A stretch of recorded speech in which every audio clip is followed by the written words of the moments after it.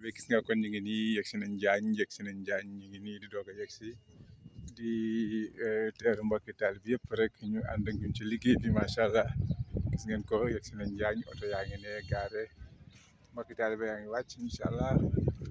macha allah gis ngeen ko mbooloo yëpp ngi ñëw nii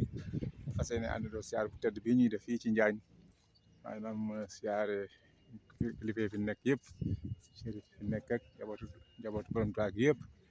rawatina ak magam ju tedd ji soxna sëriñ Mbàkke Anta ak sëriñ Mamadou Xëy ak ñaar yëpp ak sëriñ Caan mi nga xamante ni moom la fi suñ taa doon siyaar ji jóge ba Paata doon ko siyaar ji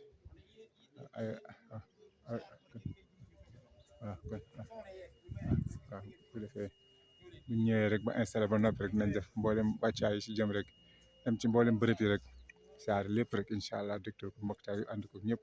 ñu ñaan nag lu ñu fi jëlee rek yàlla nañ ko bokk ñëpp rek parce que ba mu taxal zey ñu yàgg koo def ànd koog Baye Moustapha Diop ànd koog seen champs bi